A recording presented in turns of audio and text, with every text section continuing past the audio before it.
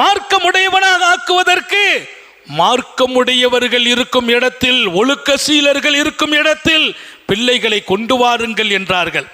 ஒரு கட்டத்தில் பிள்ளைங்களுடைய சலசலப்பு கூடும்போது தடுக்கிற காரியங்கள் வருகிறது. ஆனால் பக்குவத்தை கொடுத்தாங்க. பள்ளிவாசலிலே தொட்டில் கட்டி சிறுவர்களை படுக்க வைத்தாங்க. 3 மாதம் 4 மாதம் 5 மாதம் அந்த குழந்தையை அந்த தாய்மார்கள் மஸ்ஜிதுக்கு கொண்டு வந்து மாணவியின் பள்ளிவாசலில் தொட்டில் கட்டி அந்த பிள்ளையை படுக்க வைத்தார்கள். சுபுகு தொழுகையில் பெருமானார் தொலை வைப்பாங்க. பிள்ளைங்க தொட்டிலில் தூங்கும். வந்தவங்க கேட்பாங்க, ஏம்மா வீட்டில் பிள்ளைங்களை போட்டுட்டு நீங்கள் பள்ளிக்கு வர வேண்டியது தானே? பெண் மக்கள் அனுமதிக்கப்பட்ட காலம், பின்னால் தடை செய்கிறாங்க. ஏன் இங்கே கொண்டு வந்தீர்கள்? அந்த தாய்மார்கள் சொன்ன பதில், நாங்கள் ஆசைப்பட்டோம்.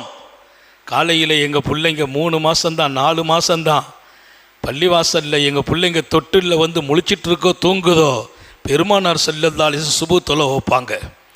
நபியினுடைய கிராத்தை எங்கள் பிள்ளைகளின் காதுகளில் கேட்டு உள்ளங்களில் போய் சேர வேண்டும். நபி ஓதும் கிராத், அந்த தொழுகையில் ஓதப்படுகிற வசனங்கள், அதுவும் மாநபி அவர்களால் ஓதப்படுகிற வசனம், எவ்வளோ பெரிய பாக்கியம். எங்கள் பிள்ளைங்க காதில் விழணும். பிள்ளைங்க தூங்குறாங்க, தூங்குனாலும் காதில் விழும், உள்ளத்தில் இறங்கும், நாளை எதிர்காலம் ஜொலிக்கும். இன்றைக்கு மதீனாவின் அன்சாரிகளாக பின்னால் வாழ்ந்தவர்கள் யார்? இந்த குழந்தைகள்.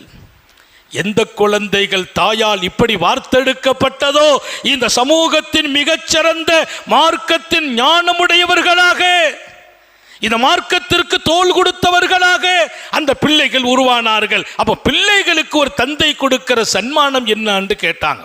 ஒரு தகப்பன் தான் மௌத்தார போது பிள்ளைங்களுக்கு விட்டுட்டு போகிற சன்மானம் எது?